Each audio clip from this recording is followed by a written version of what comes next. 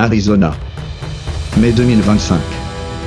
Le désert rouge, le silence des pierres, les serpents, les bases militaires, et maintenant, des objets volants non identifiés qui dansent au-dessus des F-16 comme des lucioles farceuses. Bienvenue dans le dossier L13, l'endroit où ce qui est classé, dérangeant, ou simplement trop bizarre pour être digéré à la télévision, trouve refuge.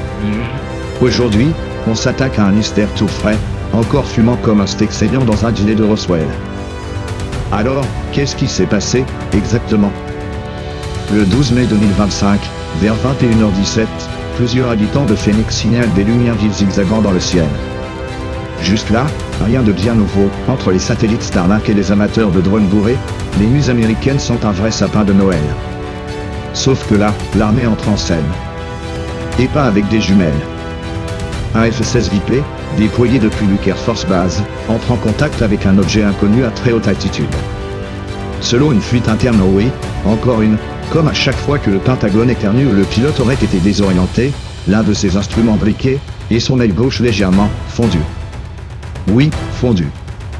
Pas rayé, pas bossé. Fondu.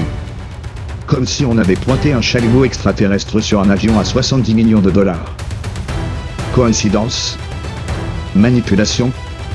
Ou petit coucou d'un visiteur sans badge? L'armée parle de drones ultra perfectionnés, probablement utilisés par des cartels. Cartels qui, rappelons-le, trafiquent de la drogue, pas de la physique quantique. Mais visiblement, ces derniers ont désormais accès à des engins capables de défier la gravité, de disparaître des radars, et de faire la nique à l'US Air Force. Quelqu'un veut bien m'expliquer depuis quand Pablo Escobar a recruté Tony Stark? C'est là que les choses deviennent intéressantes. Des chercheurs indépendants, des amateurs de radiofréquences, et même deux anciens techniciens de Lockheed Martin, renvoyés après avoir, mal garé, un Black Bear, je vous jure, affirment que ces engins ne sont ni russes, ni chinois, ni mexicains, ni moldaves. Ils seraient le fruit d'une technologie noire, ultra secrète, développée dans l'ombre de projets comme le fameux Scapworks ou le mystérieux programme Aurora.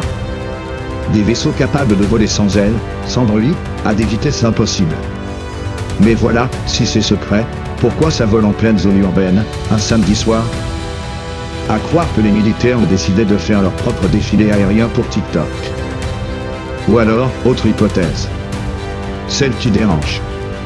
Celle qui fait frémir les couloirs du Congrès et les recoins les plus sombres des podcasts ésotériques, ce n'est pas humain.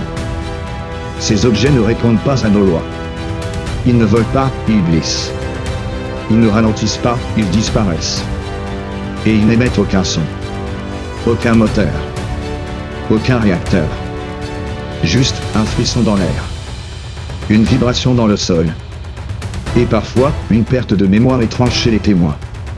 Comme cette famille à Glandal, qui jure avoir vu un triangle noir stationnaire à 50 mètres au-dessus de leur jardin, avant de se retrouver 2 heures plus tard en train de regarder le journal télé comme si de rien n'était. Blackout ou habitude de vie américaine? Difficile à dire. Alors, qu'est-ce que c'est? Une nouvelle étape de la divulgation contrôlée? Une tentative militaire pour tester l'opinion publique? Une opération de confusion volontaire? Ou simplement un message? Car ces apparitions, ces rencontres, semblent suivre un schéma. Elles se multiplient. Elles s'approchent. Elles nous observent.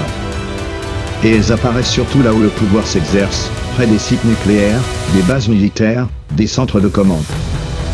Comme si quelqu'un ou quelque chose prenait des notes. Ou évaluait notre niveau de dangerosité. Alors, OVNI? Drone militaire? Technologie extraterrestre? Ce qui est sûr, c'est qu'on ne saura jamais tout.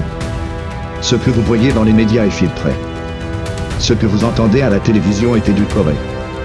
Et ce qu'on vous cache est souvent bien plus spectaculaire que la fiction.